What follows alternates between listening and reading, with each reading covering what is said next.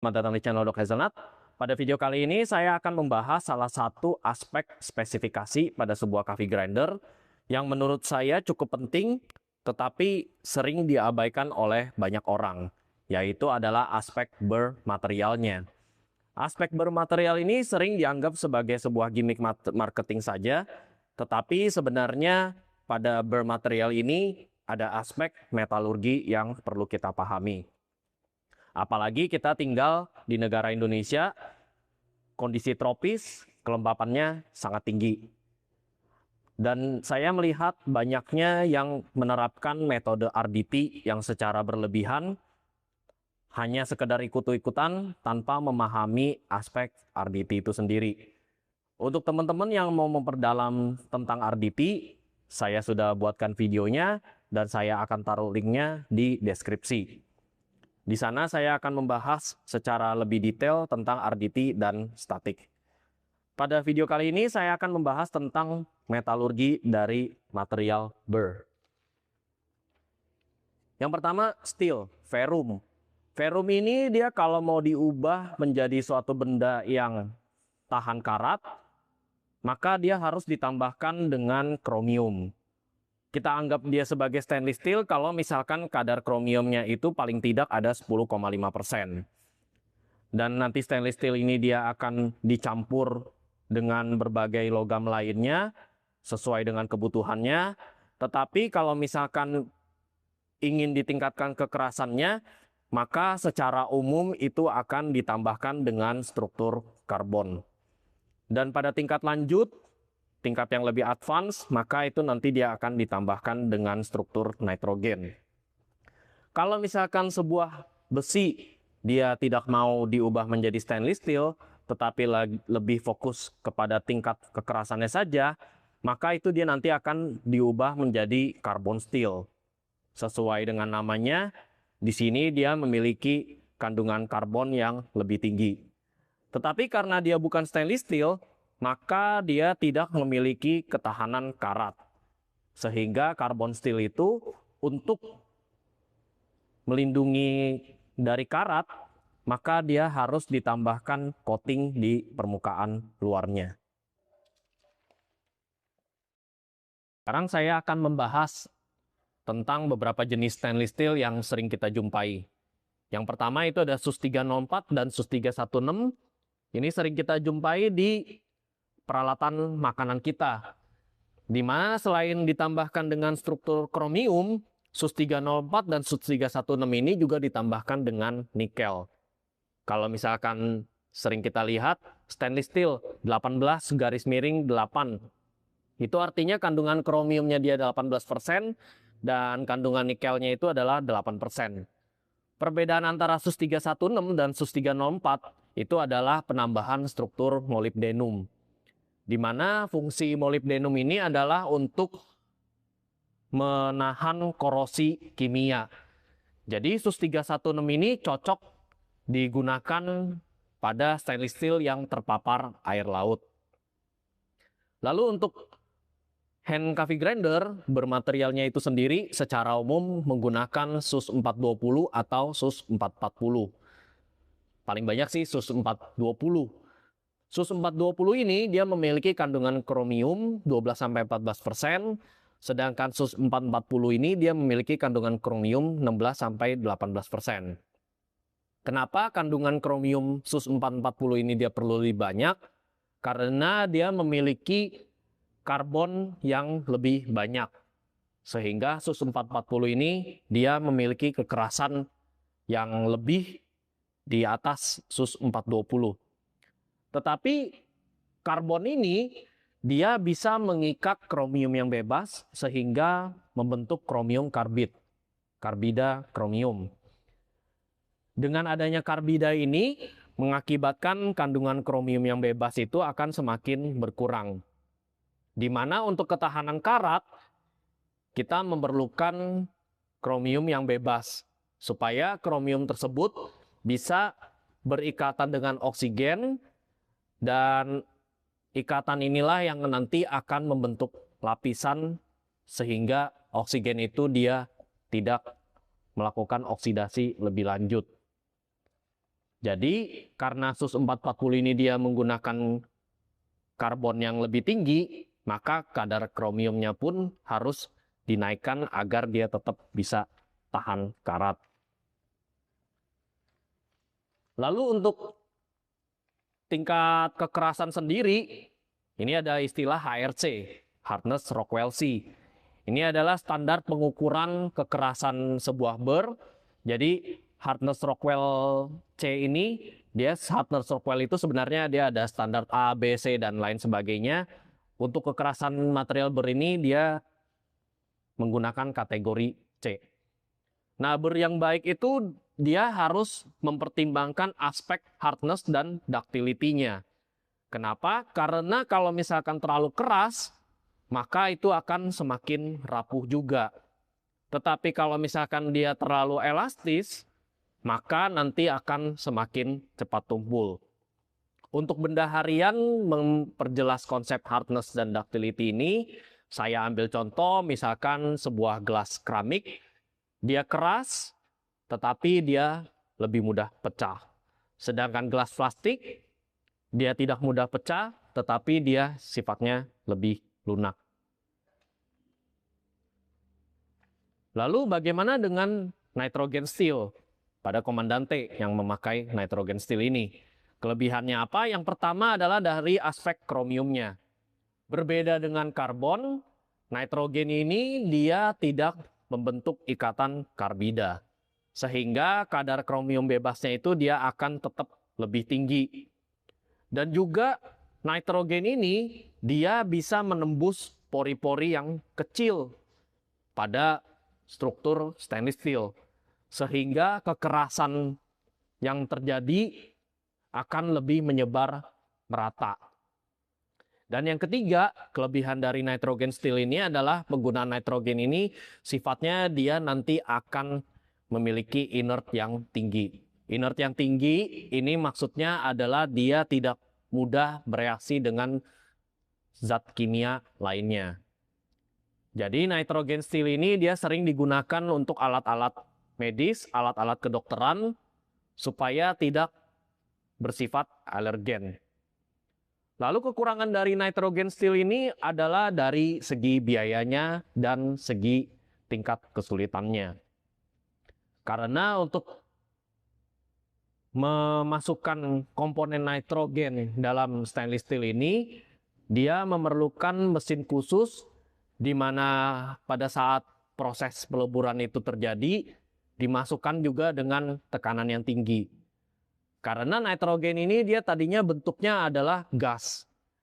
Dan dengan adanya tekanan tinggi itu perlu digunakan agar nitrogen itu dia bisa masuk secara merata ke dalam stainless steel itu dan membentuk ikatan dan menambah kekerasan dari stainless steel tersebut tanpa mengurangi ketahanan karatnya. Sekarang saya akan membedah satu-satu klaim dari masing-masing brand, beberapa brand yang sering kita jumpai. Yang pertama dari Easypresso. Kalau misalkan teman-teman melihat dari website Easypresso, itu Easypresso jarang mengunggulkan material dari burn-nya. Dia menggunakan SUS 420 standar. Dan dengan SUS 420 standar ini kita bisa lihat dari halaman frequently asked question-nya. Ini yang saya pernah bahas saat saya membahas ZP6. Ini dia memiliki ketahanan 100 sampai 200 kg bins. Memang ini jumlah ini tidak terlalu bermasalah kalau misalkan home brewer yang seduh sehari 1 sampai atau 2 kali 15 gram. Tetapi dulu saya juga pernah bahas kalau misalkan kafe yang sederhana, misalkan sehari 10 dosis saja, maka ini ketahanannya dia cukup singkat. Bisa tidak sampai 2 tahun atau sekitar 3 tahunan atau kurang dari 4 tahunan. Jadi dari sini kita bisa lihat memang Easypresso ini dia menggunakan SUS 420 standar dan dia lebih mengedepankan sisi geometri burn-nya saja. Lalu untuk Timor Chestnut yang seri X. Timor Chestnut seri X ini saya ambil dari websitenya Timor juga. Ini dia menggunakan SUS 440, di mana SUS 440 ini dia cukup keras. Dan inilah dia tulis high carbon stainless steel, jadi kandungan karbonnya dia cukup tinggi, sehingga dia bisa mencapai kekerasan 58,5 sampai 60,5 HRC. Lalu kita lihat dari MILAB. Nah, MILAB ini dia menggunakan SUS 420 hardened stainless steel, jadi dia ditempa lagi. Dan HRC-nya itu dia mencapai 58. Memang masih di bawah SUS 440-nya seri X. Tetapi 58 ini adalah angka yang cukup tinggi untuk SUS 420. Berarti untuk mencapai HRC 58 ini, kalau kita memahami aspek metalurgi tadi, artinya ini dia menggunakan kandungan karbon yang cukup tinggi juga. Nah, kalau saya lihat, sepertinya memang MILAB ini turun dari SUS 440 ke SUS 420, mungkin memang menimbang dari aspek hardness dan ductility-nya tadi, dan yang kedua, sepertinya memang lebih mementingkan dari geometri burr-nya saja, di mana pada MILAB ini dia menggunakan pineapple burr. Sedangkan Kinu ini, dia menggunakan pendekatan yang berbeda. Kinu itu burr-nya bukan stainless steel, tetapi carbon steel. Carbon steel-nya itu ditempa lagi juga, sehingga disebut sebagai hardened carbon steel. Dan karena dia bukan stainless steel, seperti yang tadi kita sudah bahas, maka dia memerlukan coating. Dimana nanti kalau teman-teman lihat di website Kinu, pada burr yang espresso, dia menggunakan black fusion, sedangkan pada burr pour over itu menggunakan gold fusion. Meskipun secara komponen Kinu dia tidak menjelaskan bahan material coatingnya, tetapi kalau saya terka-terka sepertinya black fusion ini dia menggunakan titanium aluminium nitride, di mana black fusion ini dia memiliki kelebihan antistatis dan juga dia memiliki kelebihan lebih tahan panas. Oleh sebab itulah mungkin dia dipakai di espresso, karena espresso itu kan dia penggilingannya dia lebih halus, sehingga gesekan yang ditimbulkan itu juga akan semakin banyak. Sedangkan pada pour over, untuk gold fusionnya sepertinya itu menggunakan coating titanium nitride. Dan kedua coating ini karena dia menggunakan titanium, sifatnya itu tentu juga akan inert. Tetapi inertnya kalau misalkan kita bandingkan SUS 420, SUS 440, kemudian juga carbon steel dengan coating ini, itu memang sifat inertnya itu dia masih di bawah nitrogen steel. Dan ini kalau kita lihat dari aspek ini, jadi dari user manualnya Kinu ya, ini bisa kita lihat di bagian perhatian, attention. Ini ada do not, do not, do not, tetapi ada do not yang terakhir huruf besar semua.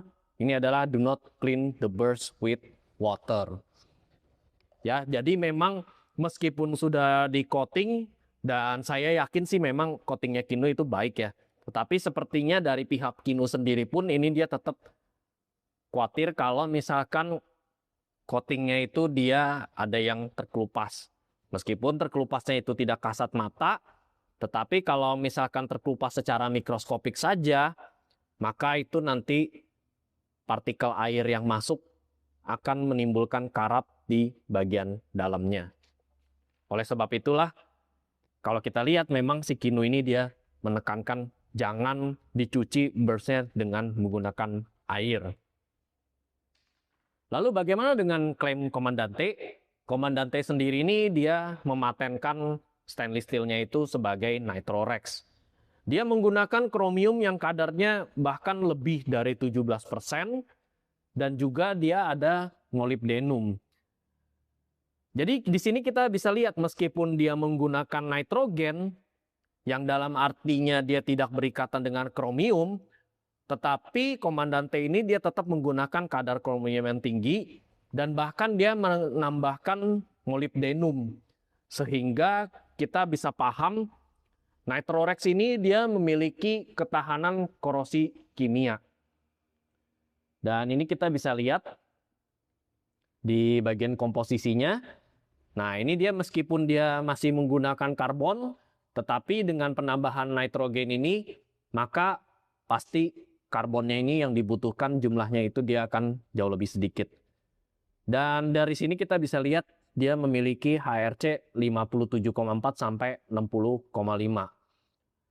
Untuk aspek HRC sendiri, tadi saya lupa, pada Kinu itu dia paling tinggi ya, karena dia menggunakan karbon steel, dia HRC-nya itu dia bisa sampai 63.